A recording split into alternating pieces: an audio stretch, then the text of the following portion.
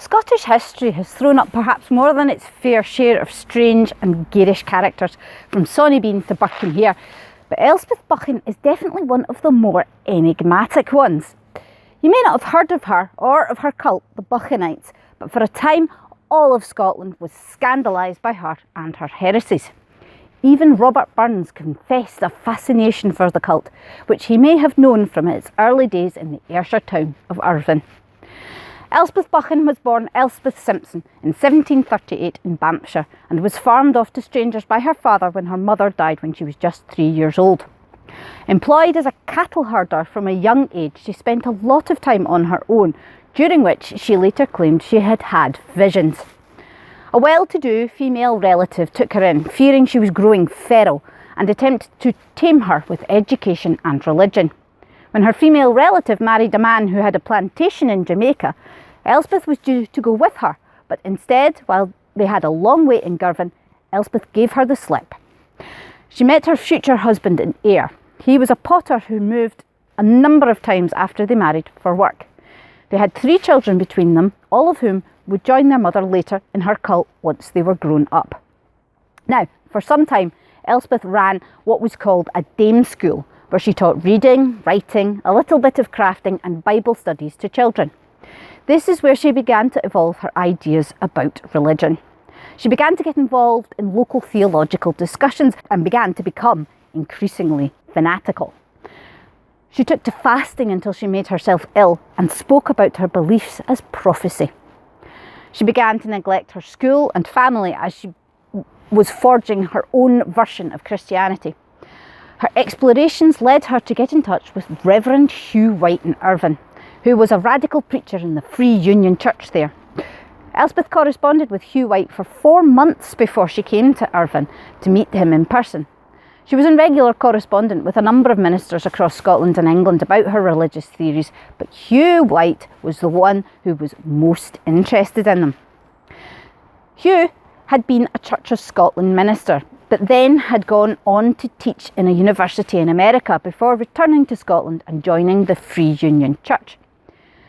Elspeth would quickly come to claim him as her spiritual man-child, and he was very soon suspended from his post in the church for his association with her and her heresies. These heresies included her beliefs that she was the woman clothed in sun described in Revelations, and that she would give her followers immortality by breathing on them and transferring the Godhead into them.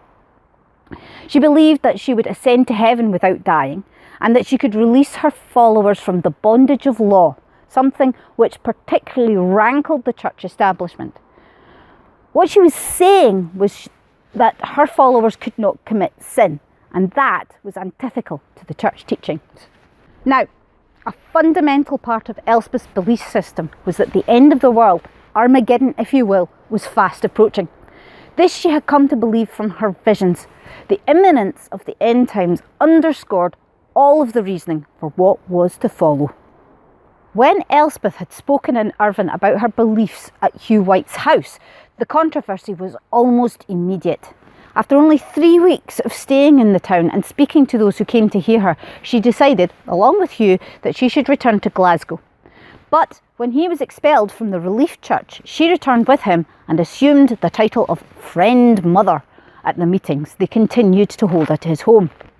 The people of Irvine began to refer to her as Lucky Buchan, which is a very witchy epithet. Some believed she was casting glamours on her followers and holding them under her spell. Quickly, the Buchanite meetings were met with protests, and the garden tent they met in was stoned at times. The borough fiscal, Patrick Hunter, became a follower and tried to protect them, bringing their meetings to his house, but that only enraged the people of the town further. Attending the meetings soon meant running the gauntlet of an angry mob, and Elspeth always took care to make sure everyone who arrived was unhurt and received her full sympathy for what they had endured. Not everyone who attended the meetings was there as Elspeth's follower, though. Many came either just to observe this curious oddity or to openly debate and mock the Buchanite ideology. It's very possible, judging by his later knowledge of the intricacies of the Buchanites, that Robert Burns was one of the attendees. It is even possible that he was trying to court one of Elspeth's followers, Jean Gardner, but he certainly did not follow them when they left Irvine.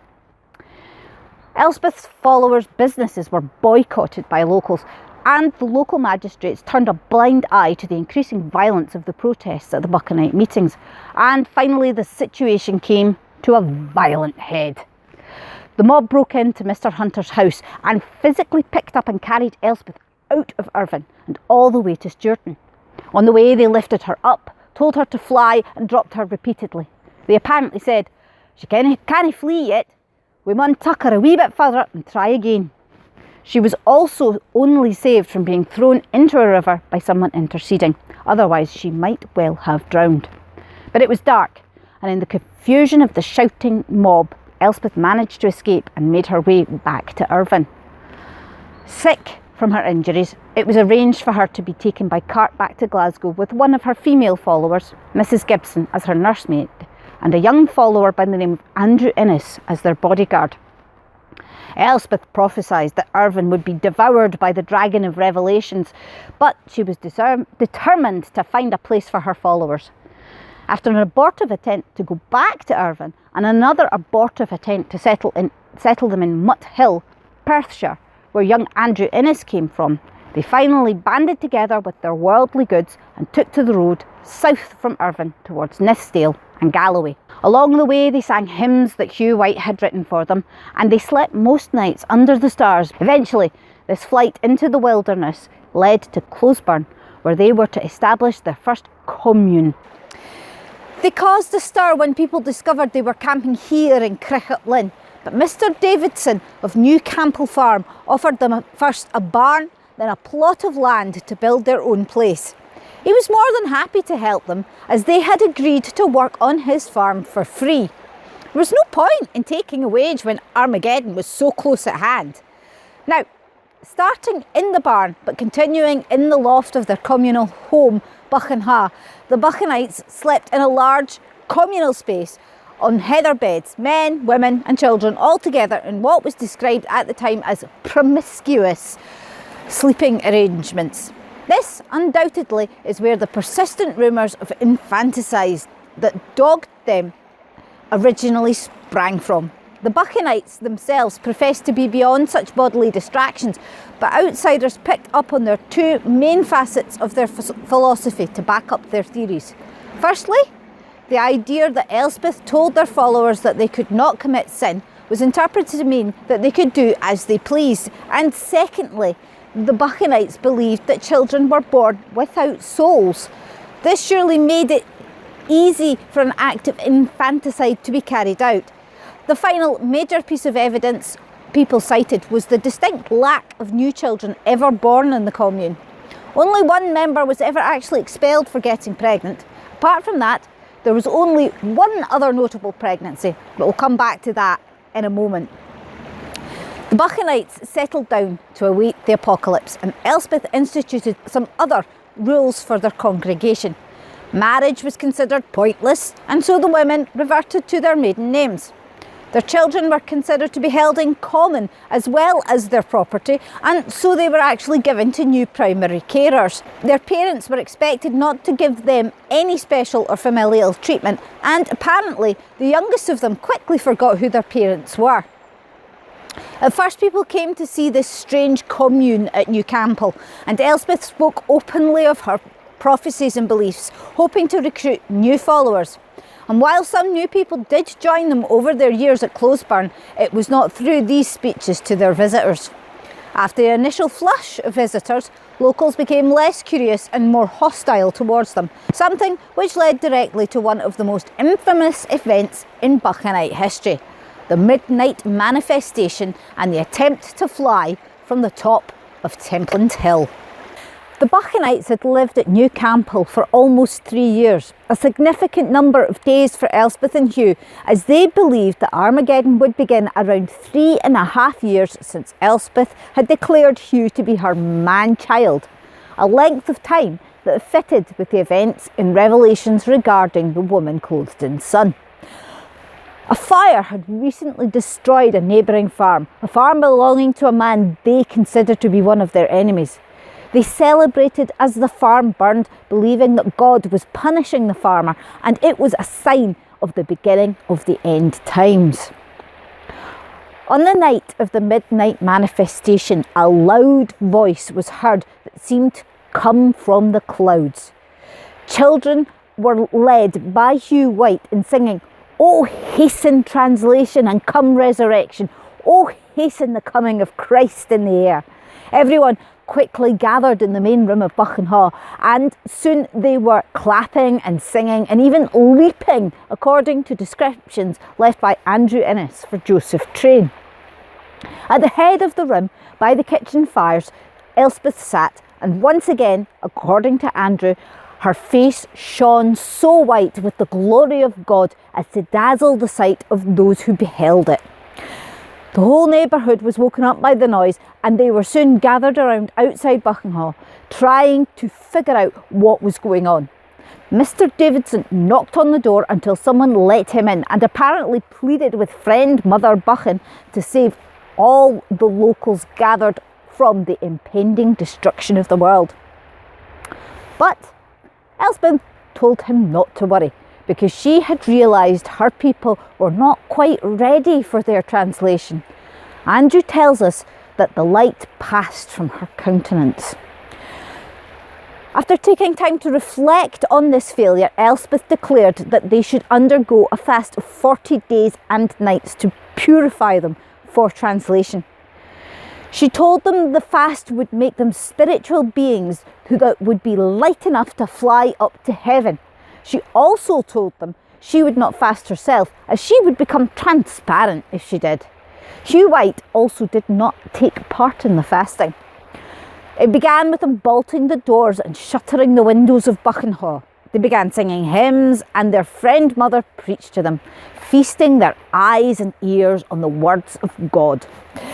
Andrew wrote that Elspeth kept a mixture of hot water and treacle to administer to those who might need it. And it was the children whom were included in the fasting and an elderly blind member that were the main recipients of this treacle water. Not all of the Buchanites were happy with this though, unsurprisingly. Mrs. Hunter, wife of Patrick Hunter, who had protected the Buchanites in Irvine, became very worried about her children. She had never quite adhered to the rule against favouring her children and had been known to secretly sneak them sweets. She wrote to family members begging them to intervene. When they failed to persuade Patrick and the children to leave, she went to James Kirkpatrick, the local Justice of the Peace at Closeburn Hall, and persuaded him to issue a warrant to make her husband and children appear before him. Doctors were present when they came, and when they examined the children, who were 8 and 10 years old respectively, they found them to be reduced to skeletons, having not eaten for weeks. Patrick Hunter was also examined, but he argued that the Justice of the Peace had no legal right to intervene. Then James Kirkpatrick produced a warrant from Irvine that removed Patrick and his whole family back there. This was presumably something to do with his abandoned coal merchant business. Elspeth was utterly furious and wrote a wrathful, damning letter to Mrs. Hunter, accusing her of being a servant of the devil. Possibly in retaliation, although possibly not, Mrs. Hunter told her circle of friends that Elspeth had told her to kill her youngest child because it had the spirit of the devil in it. The sisters, Jean and Catherine Gardner, who had been servants working for the Hunters when they joined the Buchanites and had joined the Buchanites along with them, then decided to leave the cult with them too. Catherine discovered she was pregnant, and Mrs. Hunter told her to go back to Buchan Hall and enforce her claim against the father. That father happened to be Andrew Innes. This raised a great deal of furore in Closeburn, so it was decided to send the now greatly weakened young man out to settle the issue. After recovering, Andrew consented to marry Catherine and took her back to Muthill until the baby was born. They rejoined the Buchanites with their daughter once she was born. Presumably the pretence of marriage stopped there, but that's something for later. This did mean, however, that Andrew missed the attempted flight from the top of Templand Hill. Possibly before the 40 days fast was begun, They had already erected platforms on top of Temple Hill. There was a large platform with a smaller raised platform in the middle. They emerged from Buchan Hall in a procession, tottering and shuffling their way up the hill to take their places. They waited for the sun to rise. They began to sing and shout, drawing attention from all around. But they were not raised up to heaven, and so they trooped back, dejected, to Buchan Hall, led by Elspeth and Hugh. All the while that they had been staying in Buchan Hall, there had been various charges brought against Elspeth and Hugh to try and force them to leave the parish of Closeburn. To begin with, this was wholly unsuccessful, but at last, not long after the failure of the attempt to fly, they were ousted from the parish. They were called yet again in front of the presbytery, and they were expelled. They had quite a stroke of luck in quickly securing the tenancy of Lower Auchengibbert in the Galloway parish of Ayr. The move also saw changes to how the Buchanites lived. The ban on taking wages was lifted, and with the large collection of differing skills the Buchanites possessed between them, they quickly became prosperous as demand for their work grew. A decision was also made to wear a uniform of sorts, with all their clothes dyed grassy green. They kept to their own clique while working the local fields, though, and didn't mingle with the locals. They settled down again to await the apocalypse on their new land, but all was not well. Elspeth's relationship with Hugh had been disintegrating since their failure at Temple Hill. Andrew later said that Hugh tyrannised Elspeth, forbidding her from leaving the farm, speaking to strangers, and actually beating her. Whenever she tried to exert control, Andrew said, Hugh would threaten to leave and break up the Buchanites altogether. And then, at some point, Elspeth discovered that she was ill, although she kept that from the others for as long as she could. It was inconceivable that the woman clothed in sun would sicken, or worse still, die. So perhaps there was also a willfulness among her followers to ignore her outward symptoms. It certainly wasn't until she was gravely ill that anyone began to realise what was happening. On the morning of March the 29th, 1791, her health finally gave out. Her followers gathered round, many not believing that she could really die. Andrew described her as calm and composed, and she urged them to use this composure as proof that she was not really dying. She then gave a final prophecy to them. She told them that she was going on ahead to prepare paradise for them. So long as they kept their faith, her spirit would return again to her body and bring it back to life after 6 days. If, though, during this time they proved faithless, something no doubt used as a barb with which to needle Hugh, it would be 10 years before her spirit returned to her flesh. If they were still unprepared then, she would return after 50 years, bringing the end times with her. Then Elspeth died, leaving the Buchanites in utter disarray. A decision was made immediately to hide her body and try to maintain the pretence to outsiders that she was still alive. A coffin was hastily put together and her body was placed in it. The coffin was put in the barn at Auchengibbert. Hugh tried to tell them all that she should be buried, as she had proved herself to be a mere mortal, but most of her followers refused to entertain that. This led to something of a schism in the cult, and Andrew was one of those who opposed burying Elspeth. The morning after her death, he was working in the barn at the opposite end from the coffin, threshing sheaves of corn, and a notion occurred to him that would frighten Hugh and his faction into giving up their idea. He made a hiding place in the pile of unthreshed corn he was working from. He took Elspeth's body out of the coffin and hid it there, covering it over with corn. Then he went back to work as if nothing had happened at all.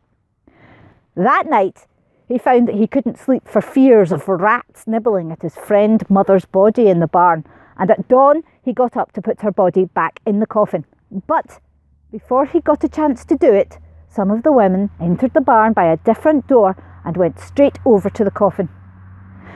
They were shocked to find it empty and jumped straight to the conclusion that Elspeth had risen by herself. They ran out again, spreading their shocking news to the rest of the cultists. Andrew kept pretending to work while he thought desperately of what to do. Everyone descended on the barn, with Hugh White standing wringing his hands at the door, while the others gathered around her coffin. In a panic, they came to the conclusion that Elspeth had left them because some of them wanted to bury her. There was, supposedly, a great deal of lamentation. A visitor at Auchingibbet on business and accompanied by a cult member walked in on the middle of this extraordinary scene, making it impossible for them to continue to pretend that Elspeth was still alive. During all of this, Andrew, terrified and unable to decide what to do, kept working quietly away at his threshing. Someone at some point noticed this, and the others were immediately suspicious of his behaviour. He blurted out the truth to them, and they rushed to retrieve her body from the pile of corn. A vigil was kept around her coffin, preventing further tampering. At least Hugh could no longer dare to suggest that she should be buried. The 6 days passed without any more events, but after that Hugh White and some of the other men secretly buried her body, leaving her clothes behind and telling the others an angel had come and carried her away. Andrew did not believe this and found out the truth. After that, it was decided that she should be buried inside the house at Auchingibbet. To preserve it so that Elspeth's spirit could return to it, they packed it in feathers and buried it underneath the hearth. Now, as I've mentioned before, Elspeth's grown-up children had joined her in the Buchanites, but first of all, her son left to join the Navy, where he eventually died at the Battle of Trafalgar. Then her daughters left to open their own dame school together. Once the daughters had learned about their mother's death, they campaigned to make sure she had a decent burial. Hugh White turned them away, so they went to Sir Alexander Gordon of Greenlaw. He served a warrant on Hugh to turn the body over to the daughters. Hugh wrote a damning letter back, claiming her daughters had wished her dead in order to discredit them. He also claimed a public interment would raise a mob. Sir Alexander conceded this point, but he insisted that her burial should be verified. Elspeth had now been dead for 3 weeks, and there was no way that her current burial place would satisfy Sir Alexander.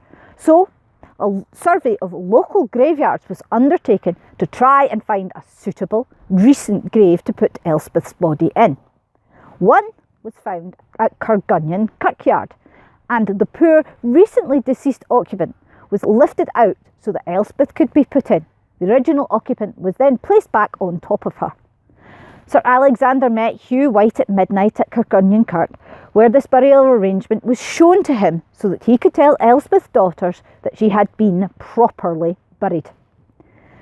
But as soon as Sir Alexander was gone, they disinterred Elspeth again and brought her back to her secret grave under the hearth at Lower Auchingibbet. And this is where she stayed until after Hugh White had left with his faction for America. When Andrew led the remaining Buchanites to Larghill, the new house at Crocketford, they brought her with him. Now we come to the last part of our tale, and our focus shifts from the departed and much maligned Elspeth to Andrew Innes, who is often referred to as the Last Bucanite. The holding of money in common between members led to prosperity for them even before Mother Buchan had left them, and that prosperity continued until the very last of the Buchanites passed away. During this time, there were more than a few attempts by unscrupulous types to join only to get access to that money, but Andrew was always more than canny enough to see them off. After Hugh White left them with his faction to settle in America, it was Andrew that led the remaining Buchanites while they waited for Elspeth's prophesied return. Andrew and the other remaining members soon moved to Larghill, near what is now Crocketford, and then was simply known as 9 Mile Bar, where the toll was kept on the road between Dumfries and Castle Douglas. It was also the site of their next disappointment, for the spell of 10 years that Elspeth had told them to wait came and went while they were there, although there's not much of a record as to how that went for them. They built the house at Larghill themselves, and once again a bed was built for Elspeth's body under the hearth, where the slow process of her mummification will have continued. As they awaited her return, they turned the bleak hillside at Larghill into a thriving working farm. The women were renowned spinners locally and were credited with bringing the two-handed spinning wheel to Galloway. They also became famous for their cures and skills in medicine, and local folk forgot their old animosity towards them. This might have been partly because the Buchanites did not charge for their services. Instead, they would tell people, "She that has left us gave us strict command to do all the good we could. We are but fellow mortals, give thanks to none but God."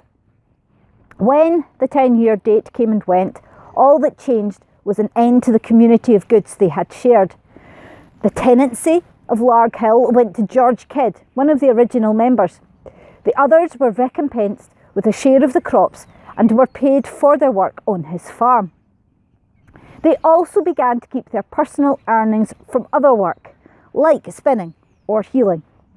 When the lease at Larghill was not renewed, they bought a 5-acre plot of land in close to the Tall at 9 Mile Bar and built new house.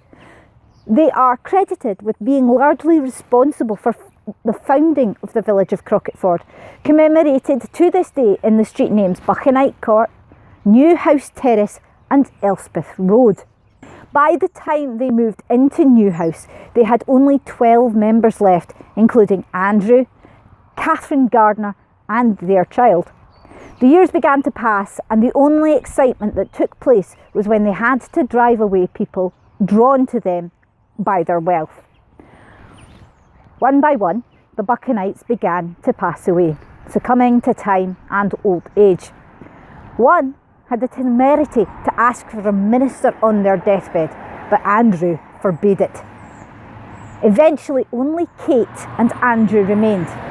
Now, they had not lived as husband and wife in spite of the marriage that was forced on them, so perhaps there is an irony to them being the last two remaining.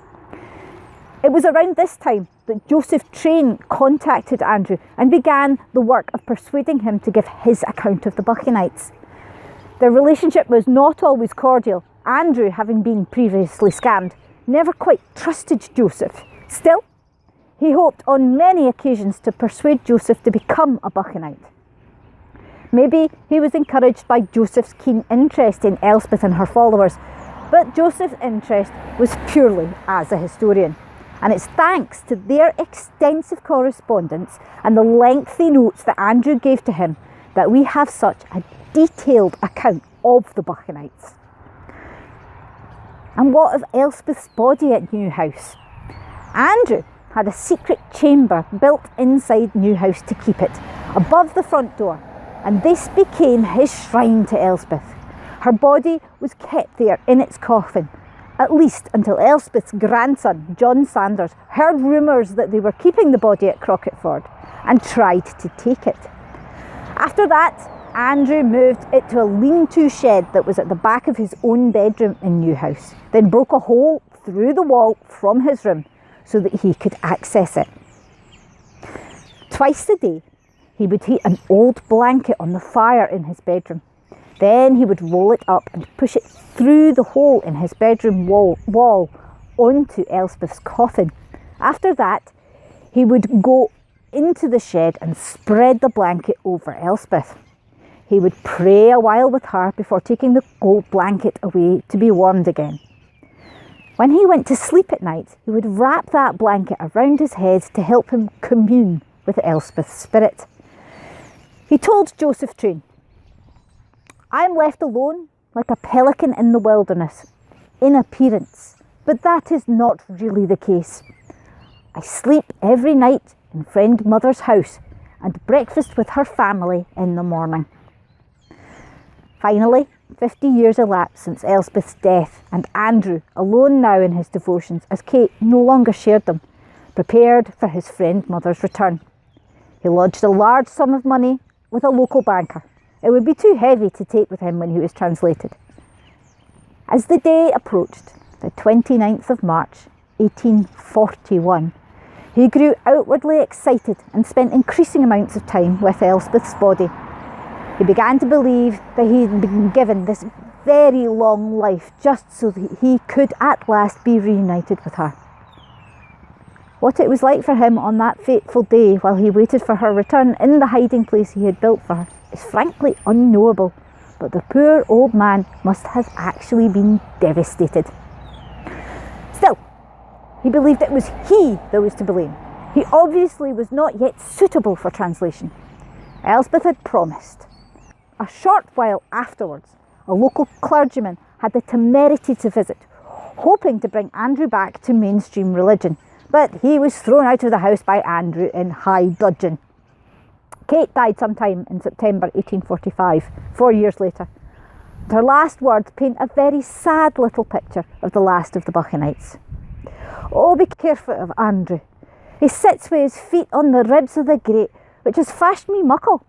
If the timmer soles of his clogs were to tuck fire, his feet and legs might be roasted afore he could shift in his chair. She was buried, like the Buchanites that went before her, in a small graveyard at the back of New House, probably where New House Terrace now runs. Andrew only outlived her by a little over 3 months, when he became ill after a fall. Just before he died, he made arrangements with 3 trusted locals for what was to happen to his body and to Elspeth's body. Circumstances forced him into confessing his secret, and he told them to bury her in the same grave as himself, behind New House, with the others. Elspeth was to be buried first, then Andrew on top. If she awoke, she would wake Andrew up as well. He wanted her body to be removed discreetly at cockcrow so that no one else would know. Andrew died sat in his armchair at the beginning of 1846. In a complete contradiction to his request, Elspeth's body was actually allowed to be examined by curious neighbours rather than secretly removed from New House. One of them described it to Joseph Train in detail, saying it had parchment-like skin. They also described it as still having some black hair attached at the back of the skull, missing its eyes, nose and feet, and having skeletal arms and hands. Elspeth was still lowered into the grave first, according to Andrew's wishes, and Andrew himself was buried on top, the first and the last of the Buchanites forever together, still waiting for Elspeth's return.